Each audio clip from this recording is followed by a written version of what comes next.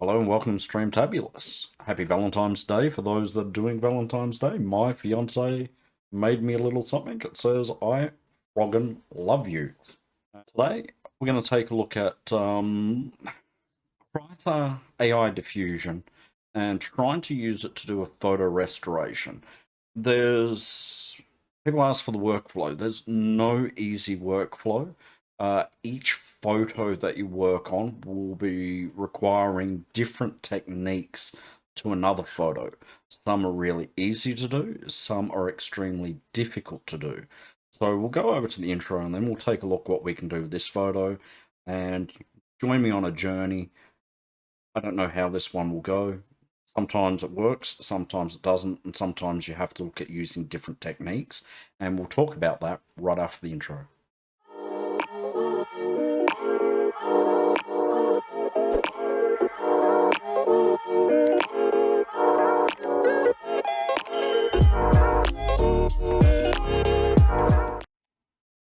Welcome back.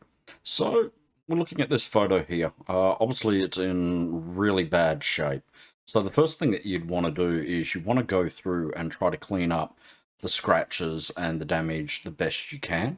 So I've already gone through and done that. So we'll just, this one here.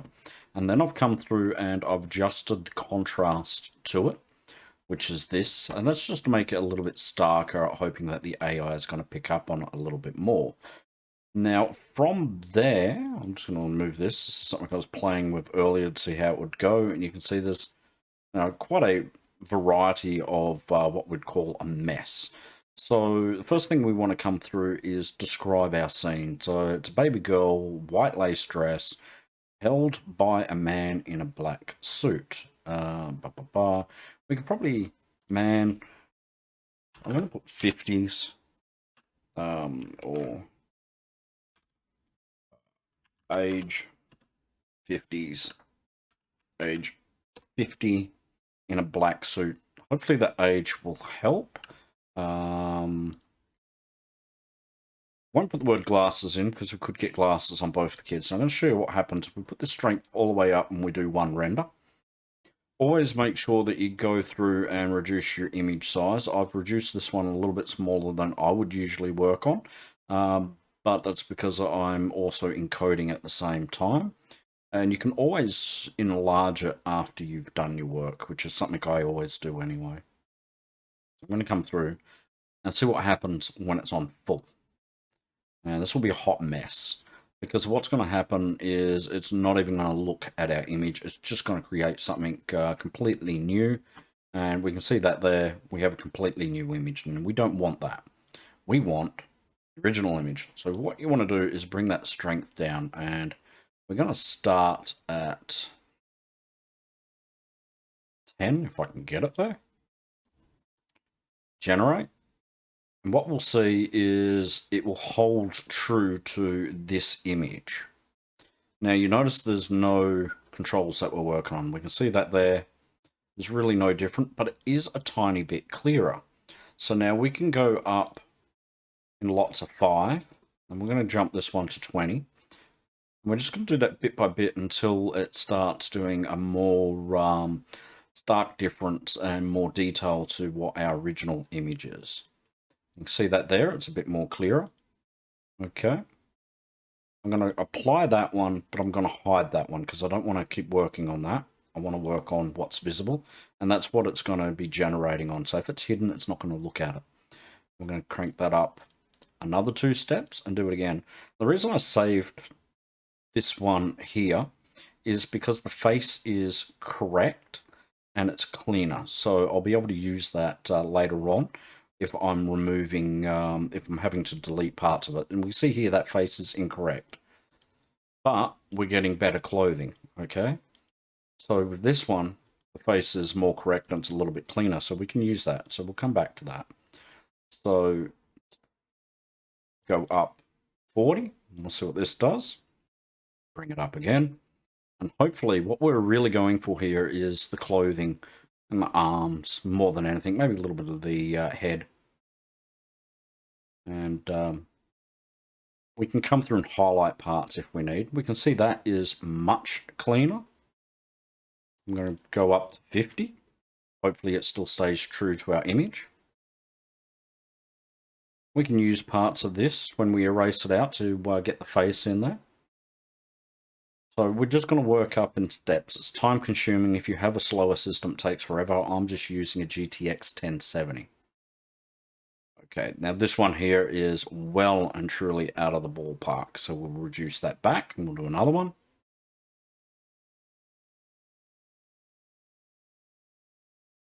So far we're liking this one. We can probably apply that and do some sort of control method to it. So we'll take a look at that in a moment, but we'll see how this comes out first. Not bad, still not right. So take it back to 40 and we'll do another one at that, which is what this one here was. See how this goes. This one says it's at, yeah, 40%. So I'm assuming basically the same picture. Oh, a little bit different. Oh, there we go, down there. That one. And where are we? Not that one. That one. I'm going to apply that one. So now we have that one there. Now what I'm going to do is I'm going to come across and I am going to just click. It's hidden behind my head. So I'm just going to move the screen so you can see that. We're clicking, take that off. We're going to click on this right here. And that's going to create a control layer. Go back to full screen. So now we have our control layer here. And we are referencing it to this top one that we have applied here. Because it's the cleanest one. We can see that there. So we're on the generated one. We're going to go to a line art on that. I'm just going to leave that on line art. And then I'm going to press it again. This time I'm going to change it to reference, which is going to say, I want a line art of this image, and I want to base my render also on this image. And again, we're going to go in steps. Now, the more of these you have, the longer it's going to take to render. So keep that in mind. We're going to try 40 steps again and see how it goes. Now, it is rendering from a rendered image. I do not expect the faces to be accurate. I'm not looking for accurate faces. I always stress that. Usually we want a face swap. If we're not face swapping, we have to apply the originals to it, which can usually mean a higher quality image regarding the clothing. And, you know, those faces aren't going to be as good quality, but it is what it is. So we can see that's not bad. So, yeah, before, after. And we're really going for that clothing is what we're looking for. We're going to go to 50 on that one, and we'll see what that does. Excuse me. And it's just playing with the image. That's all we can do, is play with it little bit by little bit. And there are some tricks to getting that suit a bit better, so we can take a look at that as well and do that separately. And that's just simply by highlighting it. You see that one there is probably over the top. That dress is actually fantastic though. Hand is fantastic. It's following suit there. It's not bad. So we can take that and we can blend the layer. And what I mean by that is we can go through and drop that transparency down on that layer. So something like that. So if it was off, it'd be down here somewhere. And we can just bring it up so it bleeds through. And that will help clean it up. And then we can go through and add that face to the original. So we will add that. Okay. And what we're going to do here is we want that one with a translucency to it. I'm trying to remember where those faces were that we wanted. Okay, that's the slightly cleaned up face. So we can come up there. Just looking at the images to see how they overlap. Okay, that top one is incorrect. We know that on both of them. So what we're doing is we're looking at them just to see how different they are. Okay, so we're going to come through to this image here. We're going to come to our brush over here. And this is what I like about Krita. So I've already selected my tool. I have a favorite set. So I have clone, blend, and then a bunch of pens. Now for the eraser, we just click on here. Make sure that opacity is up. And I want the layer underneath to come through. You can see those glasses come back. Jawline. Bring it through like that. Ear I'm happy with. The hair I'm happy with. So same with the child. Come over and bring back that original face. Now, by having the cleaned up clothing, that headband actually works really well because it can actually just help hide and blend in a little bit better for what we're going for there. Now, what I like about this blender brush, instead of calling it smudge or smear or anything like that, they've called it a blender brush. So you can just undo that. You can just come through, drop down the opacity, and we can just blend in areas like that. Okay, so now we have the faces of the OG. So now they're cleaned up from the OG. So we can see that hasn't changed on that one, which was one of the renders, and we come there and we can see that clothing is much better. And if we come on the layer above it, we'll need to do that here as well to actually erase that. So we want to come back through. I'm going to click on that one, opacity, and put the size up, make sure that's up. Come through. We want that OG face.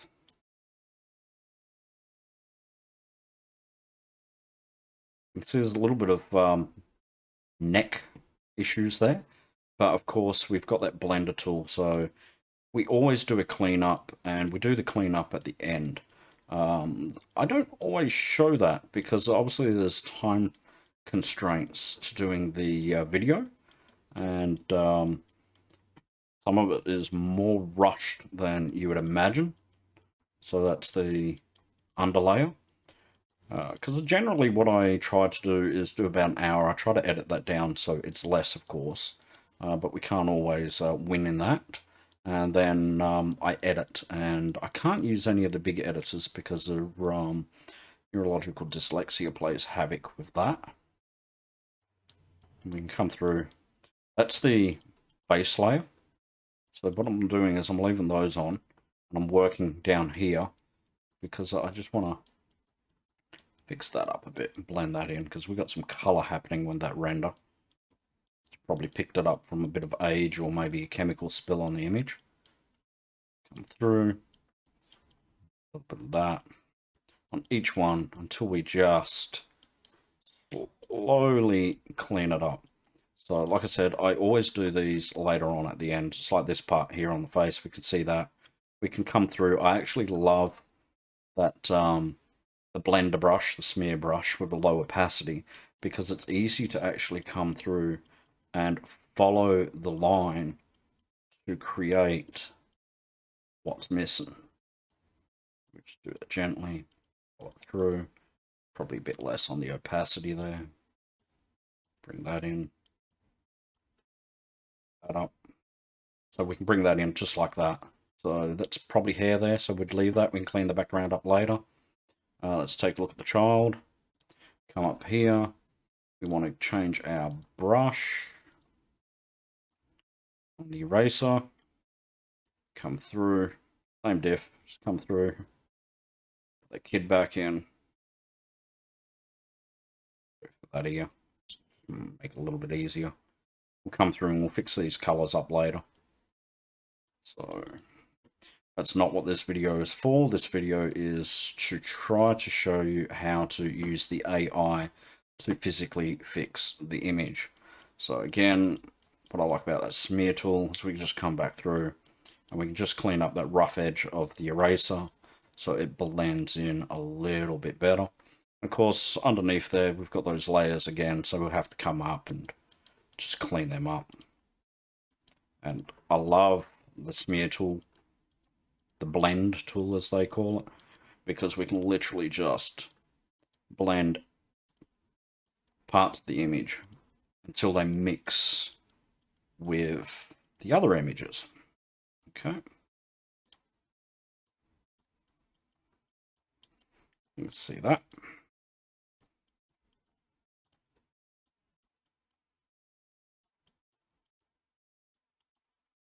Okay. So there we have our image. Now if we turn off our layers, we come through and actually see how we've gone. So we've gone to the original, we've done that bit of a cleanup. A lot of people just like it like that. So, and that's fine. So, but it's artistic preference. I've darkened it. I've come through. I've done one pass. I like that one for the face because it's a little bit cleaner and we're removing some of this mess that's on there. So I love that. And it's true to the original. I've come through and this one's great on the clothing and the hair. And it's really working on the child. And then I've done this one, which is the top layer, which is the blend layer, because obviously too low, we don't see anything. Too high, kind of looks too fake. So I'm just using the translucency to bring those two layers together, so I've got the best of both. And you can find whatever works for you with that one.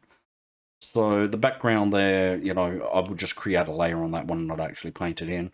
Or we could pick one of the layers and try to smudge it out. It's always easier just to go through and do that. Now from here, there is more we can do. We can flatten this now if we want to. Before we do, I'm just going to save this. I'm going to save it as a Krita file. Saving it as a Krita keeps all the reference of this information here and all the layers and everything. We save it any other format, we lose that, but that's okay. What I'm going to do is I'm going to flatten that now. I'm happy with everything that we've got there. So that's my new image. So I can continue working on this because, of course, once I've done that, my control layers are gone. So I can put that back and I can redo it on this image, which will clean this image up a little bit. And then I can do the same thing, and I can do that over and over and over again and build that image up to get a better looking image. So we can see that's cleaner there. There's not much of a difference. Those faces are a little bit cleaner and they are staying true to the original, which is great. So I'll apply that down. And then I'm just going to bring that up to, let's say 30. We'll generate it and we'll see what this does with the clothing. These faces are likely to probably change at this strength for the AI. Now there is a new tool with, I think it's version 14, which is the ability to keep a face, but at this stage it only keeps one face. And yeah, it's hit and miss for how good it is. At least I find it hit and miss.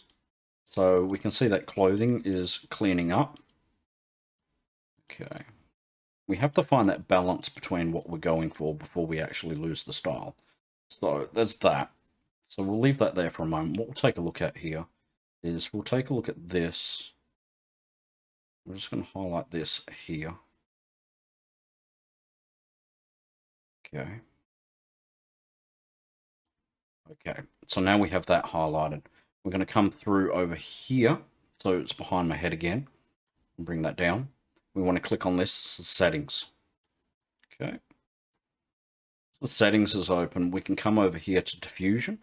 We can adjust these bumpers, and I've dropped them to 1, so it keeps it tighter on the image.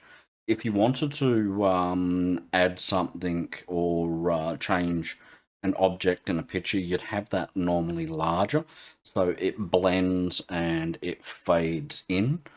In this case, I'm going to keep it sharp to the image, and I'm just going to put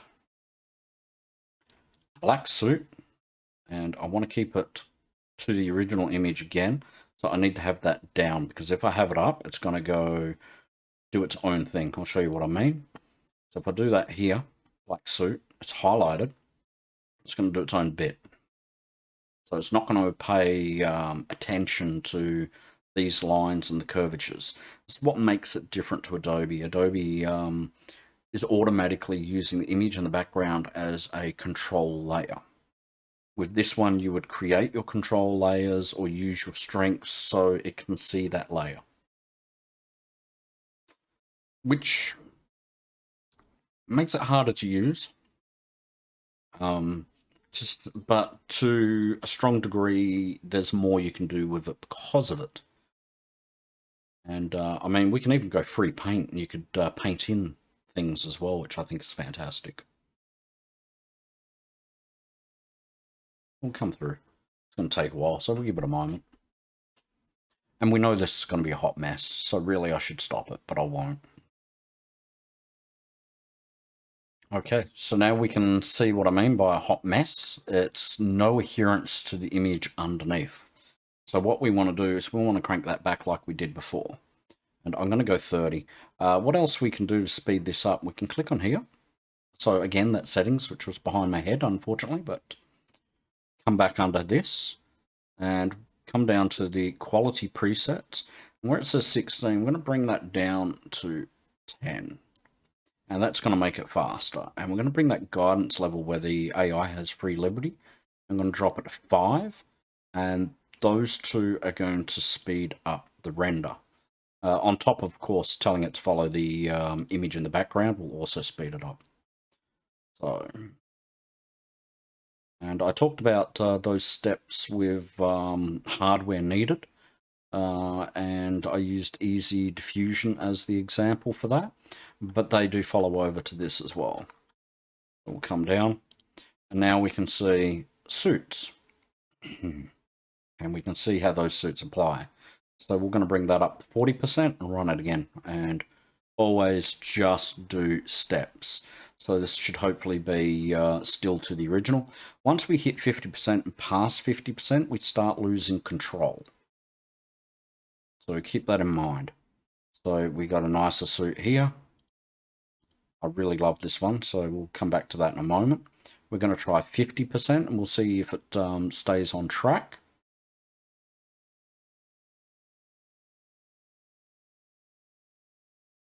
His hand goes under the dress. So it's a tough one on what to do there. So we can see we're starting to lose some control of that suit because of the way the arm's going. So we're back to this one, so we'll apply that. I'm going to drop that back to 45%. I'm going to run it again. Now that this one's applied, it is a part of the reference layers for the AI to look at. So it will be looking at this new, sharper looking image. And what we'd hope is it cleans it up further. So step by step by step, none of it is fast. And we can see that's cleaning it up a bit in the back there. But perhaps we want to leave that a little bit dirty so it blends with the background. So we will stick with the one that we have there, and we will deselect. What else would we want to fix up here? I think that actually works really well. I mean, we can go through. That's our suit. You can see that fixes up a lot, but of course we're going to have to go through and do those erasers. So again, brush set, we're already on eraser. One of the beauties with Krita is that eraser tool, when it's on, applies to absolutely everything. So we can actually click and draw a line and erase using that, which is great. We have a locked layer there. Let's unlock that. Get that original head back on. Yep. Easy as that. I think the easiest way to do this would be convert the image to black and white, and then we could run a sepia on it or something like that. And it depends on the type of restoration that person wants and how much work you want to put into it. So I've done a video on how to manually color. And of course, I mean, you can crank the AI to color it, but I probably wouldn't recommend it in this case. Okay, those faces apply to the original. So it's just cleaning off skin and shading. So we're good there. It's a little bit shorter on the nose on that layer. So we'll bring that through and drop that down. Just come through, bring that nose back. Okay. Again, from there, it's clean up, clean up, clean up. There's a lot of cleanup in these images, which is why it takes a while. So it's find your layer, that's a suit layer, we're not working on that one. And we need to work on those layers.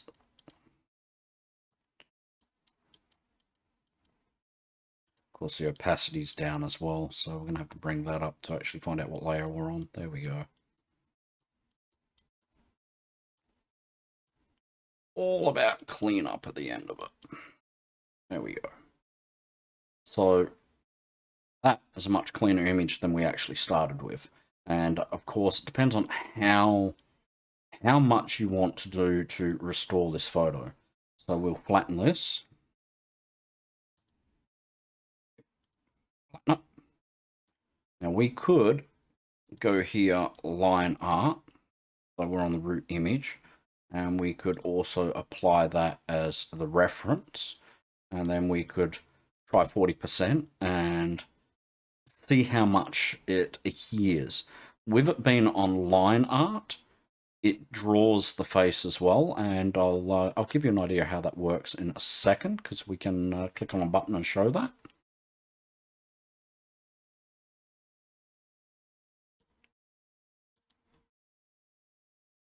Oh. And it's not responding.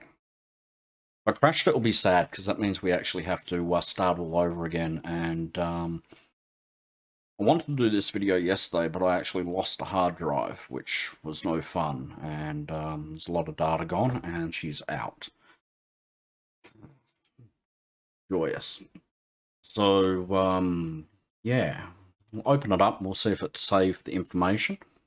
If it didn't, you guys seen how it's actually done, and the video is still useful for you guys. It's just sad for me.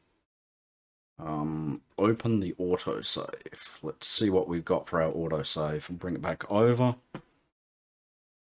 Okay, looks like we just come through and see where it autosaved. Haven't got the face, but we've got the rest of the details there, so that's great. So we've got the suit. The autosave has saved my bacon. Come through here. Click on the eraser again. We're back onto doing this. Can come through there as well. So again, you've already seen all this. And okay, so we want that original nose. So I'm going to come back through, brush, down, through, it's fine. Okay. On our layers, make sure that original layer is there. There we go, that one's the suit. We can see there's an adherence, so we have the faces correct. And we can just come through and clean anything that we see up on those layers. So the blend. And once I upscale this, you won't notice those blending marks anyway. And we can see that there, beautiful clean image. And then we could, as I was saying, we can flatten that image. Whoop. Flatten all. Image. Yep. And we'll save this. I'll overwrite the existing. Hang on, it's in a different directory. Must have clicked something. There we go, that's great. I'm going to save this as 2.25. That will do. Now, one of the downfalls with Krita is when it crashes, it's generally, you can't relaunch it. It will come up with an error. You have to restart your computer because there's somewhere it's still running in the background. I don't know where that is for the task manager. So that's something to keep in mind. A lot of people want to run it on Comfy UI or Comfy AI's UI separately. And I have been trying to work that out, and I can get it running. But when I get it running, it's missing a lot of the plugin options where you can adjust the batch sizes, copy the seeds, and so forth. So I haven't got that one yet. So I'll be back right after a restart. And we're back again for another night. And we're back after a restart. So I've opened it up, and as you can see, because it was saved as a Krita, we still have all that information. And we can see when we click that information, it still comes up here. So that's definitely something handy for you guys to know. And yeah, of course, that was the one that we had applied. So we have our image, so nice and clean, looks great. So we have this running again, which is great. Something to keep in mind, and this has only happened after AI diffusion 1.13, the 112.13, that underneath here it says server stopped even though the server is running. So auspicious Firefly, if you check my videos, keep that in mind that this is put under here. There's no stop, and even though it's running, it comes up as an error. So what we wanted to do here is we wanted to apply a line art. We're on that root image, and I'll show you what that does. So again, underneath my head where we have the, right here, we can apply. Don't mind me, there we go, right there. So we can do the apply. So that adds your control layer, and then we've changed that to line art. And then underneath my noggin again, we have the stars. I'm going to click on the stars, and that creates this, which is a controlled line art image. Now, if we turn that up to 100, and we just type in here, and then we go generate, it's going to take a moment because I've restarted the computer and it hasn't actually loaded up the model in the background. So keep that in mind. First renders, it's got to load the model up. They can take a little bit of time. So what it's going to do is it's going to generate a 100% new image, but based on what it can see in this sketch. And can be hit and miss. So we'll let that run, and then we'll take a look at what it looks like. Okay, are you ready for this horrible nightmare? There's our rendered image based on the sketch. There's just not a lot to go by.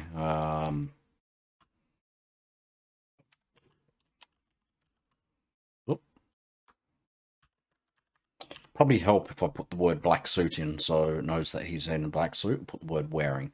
But one of the things we can do is we can come down to this root image, click on that, and then we're going to click on those wonderful little control layer again. And we're going to change, that's already on root, but what we're going to do is click over here and change that to reference image. Now, we talked about that before. 100% adherence to the reference image. I'm going to run that again. So now it's going to pay attention to the line art and the reference image, but it's still going to give us 100% a new image. So watch and see. So that's what I mean. Now we can drop down the strength, which is now going to look at our underlying images. But what we want to do, this one's still in use. So it's still in use, but we're going to hide it. So the AI generator itself is looking at this image. So I'm going to drop that to 60%, and we're going to render an image again. Keep in mind, we're hiding this image. We don't want the AI looking at that. We want the AI looking at this. Otherwise, we're going to get a white image here. Sometimes this method breaks. Other times it works beautifully. When it breaks, it generates black. So we can see that there. We have a nice clean suit, and you can see how that's working. So we can dial that back now a little bit by little bit, and we can generally do what we did before. We can continue to clean up this image. So, and of course, I mean, that one's got color to it. We can use that. I'll show you what I mean. I've shown it before. Okay, we have this image here. So you can see that. But I'm going to use this one for a moment. It's completely wrong. But if we click on normal and we change it to a color, we can actually have that as a color layer instead and color our black and white photo. So now we've got a color photo instead of a black and white photo. It's more sepia in its look, but we can see that works absolutely beautiful, even though it's the wrong photo. So we can do that again. We can generate that at 70%. We might get a more color photo, and we can do the exact same process of applying it as a color layer. So we'll let that run.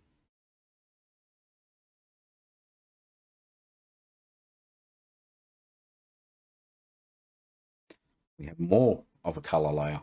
So, and we can do that again. We can come through. And if you're missing something, you may want to come through and just take a look at these here. And what you tick will come up the top here. And that's how I have the color one here, if you're actually missing color. And I can't remember what it actually was under. I think it was SHV color, hue, saturation values. You can apply the ones that you want to try out and just test them. Lighten. I thought it was under darken. Easy burn is a beautiful one. So that's easy burn. And I think that adds really nice, like, color to an image. So we can turn that one off and just go for the easy burn one. So we'll turn that one back on. And you can see how they apply. And if you come through here, you can just turn that layer down and adjust the color to what you want. So easy burn is my favorite for applying color. And as we know, that image looks completely different. Like if I go back to putting that 100% and I change this back to its normal layer, where are we? Easy burn, normal. So there's the normal layer. Completely wrong image. But as an easy burn, it's now showing a layer underneath it, and it's just becoming a color layer. So we can adjust that down to have that as bright as dark as we want. So and it's just as easy as that. And again, we can see that's the original image, and it's not changing it. It's adding some shadows and some highlights. We can come through and we can brush those out and clean them up. So flatten the image and go from there. So there's no straight answer to the workflow for fixing a photo. And some people are like, well, that face doesn't look the same anymore. But the thing is,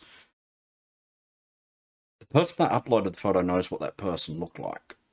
The artist doesn't know what that person looked like. And I've said it plenty of times.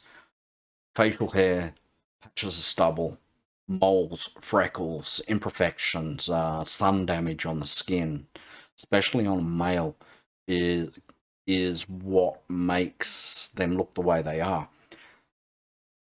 I can overlay a completely different render of this image where it's cleaned up, and all the lines, the facial features can be identical, but with what's added for the skin tones can be different to the original. So we can see here, I don't know if he's clean shaven and this marks age, or if that is actually facial hair.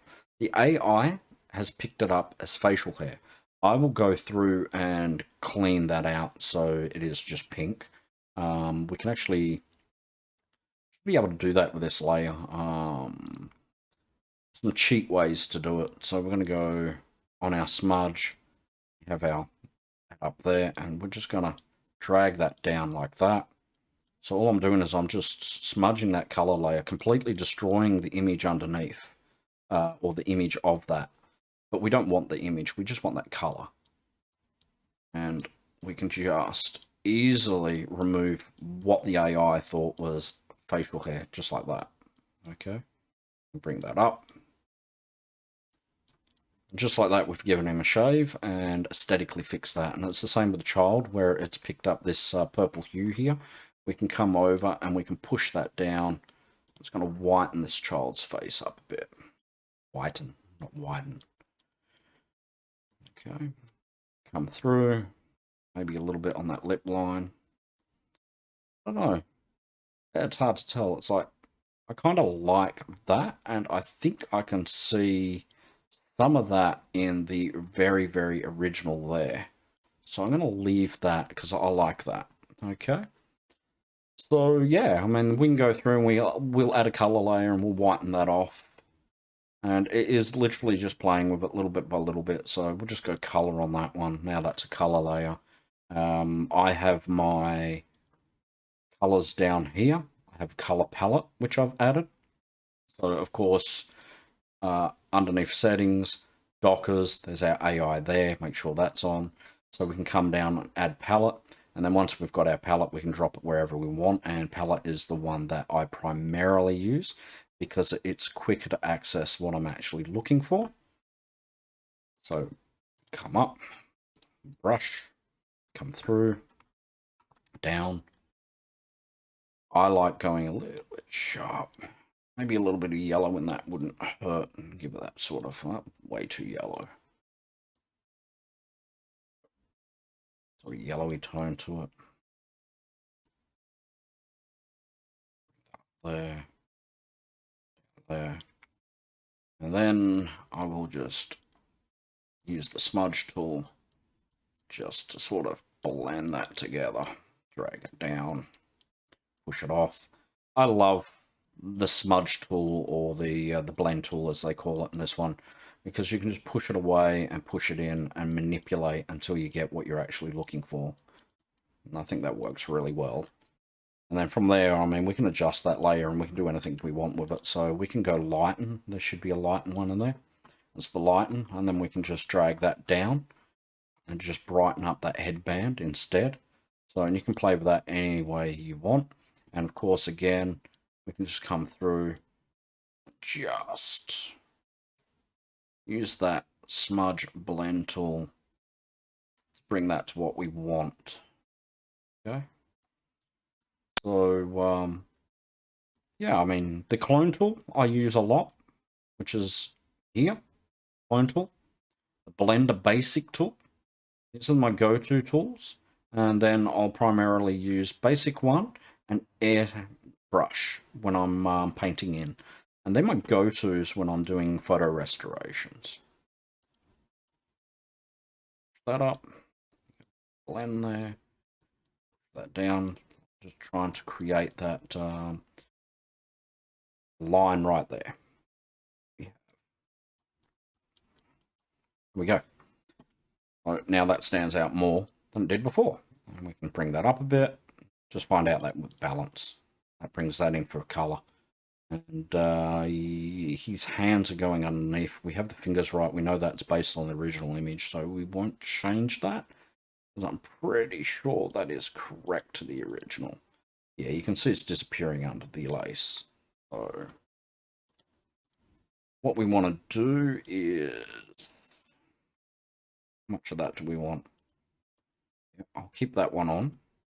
And what I want to do is probably use this blender tool and just bring it down so we can see the hand disappear into the lace.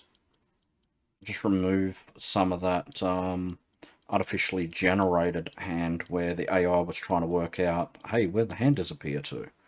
And now we can actually see that that disappears into the lace perfectly. Now, with all those steps, we've got a colored image. And we'll turn that off, take a look at the back.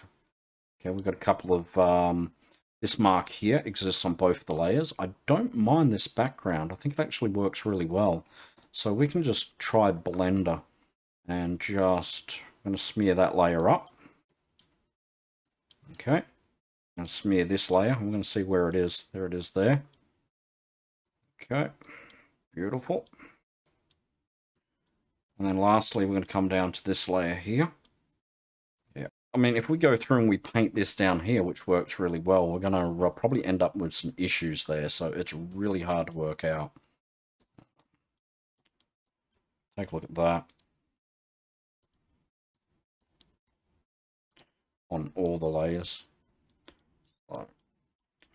So we play with all the layers with that smudge tool on each one of them until we work out the blending for that background. Now, I mean, you can merge it and do this, but I rather work it like this. So that's just preference. What I want to do is just try to clean it off a little bit. And I generally do these like, cut out of the video, put it that way.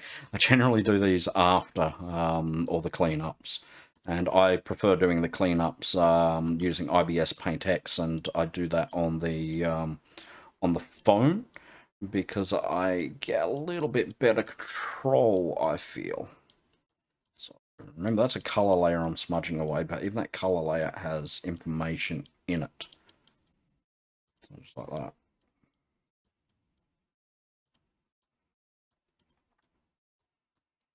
And I'll finish up that neckline, and I'll probably end up finishing that color bleed on the phone. We go to a lock layer. Oh, wrong layer.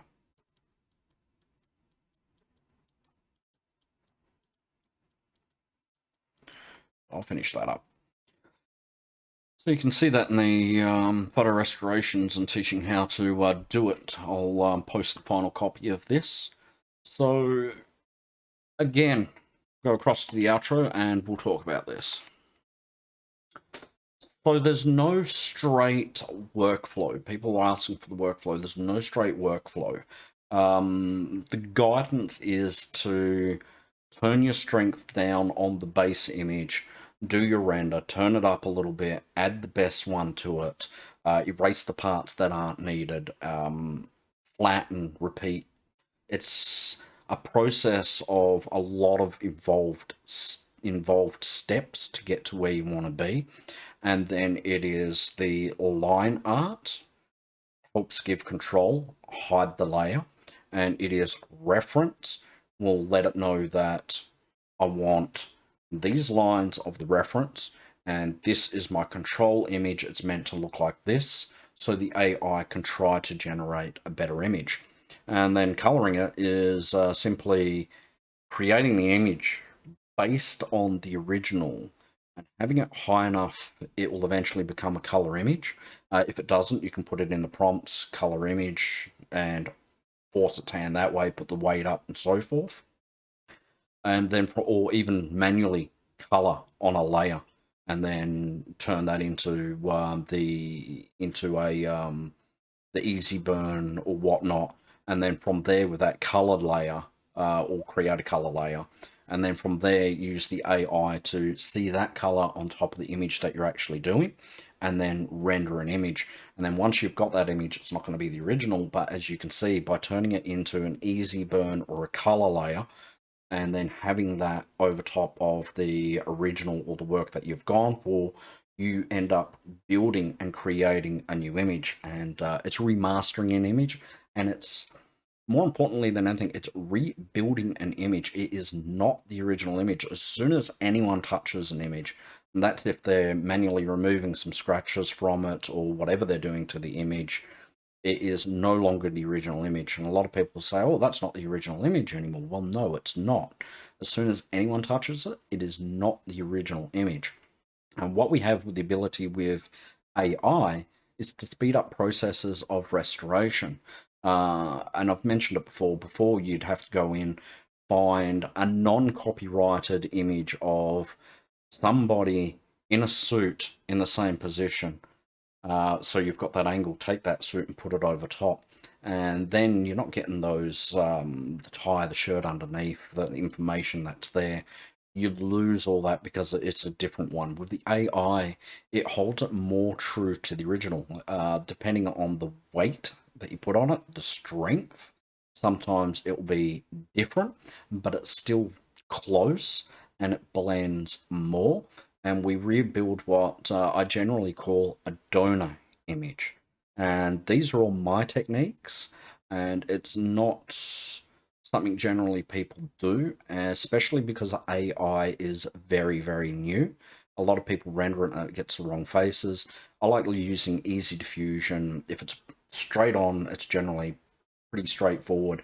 You create the donor image, and then you can use something like Automatic 11 with Roop to do a face reconstruction of that person's face, or a donor face, so from a portrait photo of that same period. Again, sometimes it doesn't look right because imperfections. Females are easier to do than males because makeup can hide a lot. So doing a photo like this where it's side on, a lot of people are just like, nope, not touching it. And we can see we can't get a perfect HD image. So don't go for that. Go for something which is more in line with the original, but just cleaning it up, and work on what you can enhance and then find the balance in between. And as you can see, using the some of the cleaner images where the faces were wrong, but just by creating that translucency there and then erasing the face, we can sort of blend the newer looking cleaner image to the old image, so there's a transition, which sort of creates the illusion of focus, where something's more in focus than the other part of the image, so we get a more aged restoration. And sometimes they can look a little bit like a painting, and you know, in the end it's up to the person that owns it on what they prefer. And when you're doing it for free and there is a lot of time involved, the cleanup on this one took a little bit of time beforehand, before going through this process. And of course I'll be doing more cleanup after this video is posted. They take a while, and when you're doing it for free, people have to understand that it's never going to be like you be 100% perfect. The person that's doing it for free is not wanting to put days into something. And that's where AI can really help, because it means for those that are doing it for a hobby and doing it free, you can really squish down that time, and then you can put more time into cleaning up. And yeah, AI shouldn't be ignored. I mean, it's absolutely fantastic with what it can do. And you know, images like the one that I just showed are generally avoided, and companies that do the restoration of those ones charge a lot of money, and they would not make it look more modern. They would literally just go through and clean out the scratches and just sort of make that old original a little bit more viewable without the damage, but it'd still be faded, or bring up the contrast on it. It's still going to be very low and out of focus. As it's aged, it's lost its clarity, and that's very hard to put back, especially with the details of the faces. So I hope this video helped you guys out. I am looking at doing more Krita content due to the fact that seems to be what people want. I will do more images like this one, so you can walk through front to back and get an idea of what I mean by adapting and changing for the photos. And hopefully this helps you out. And of course, if it did, don't forget to like, subscribe, and get the bell on for notifications. Share this to your other social medias. It'll certainly help me out. We'll get more people onto the channel, which would be great, and get more people learning these techniques that I'm developing.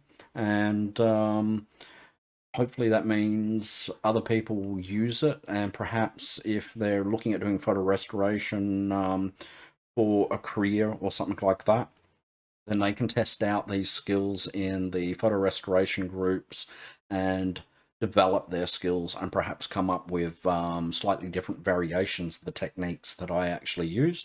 As AI evolves and as the tools evolve, you'll see better and better restorations. I'm absolutely certain of that. And yeah, so keep an eye out. I'll do more of those.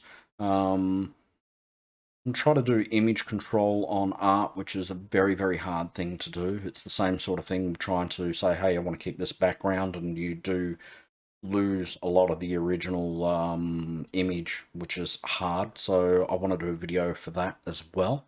But yeah, like, subscribe, get the bell on for notifications, and I will see you in the next Streamtabulous video. Thank you for watching my video and sticking around to the end. If you like my videos, it'd really help me out if you could like and subscribe. It helps the YouTube algorithm to push my videos out there to more viewers, which in turn helps me and helps everyone. So thank you for watching my video and hanging around to the end, and I will see you in the next video.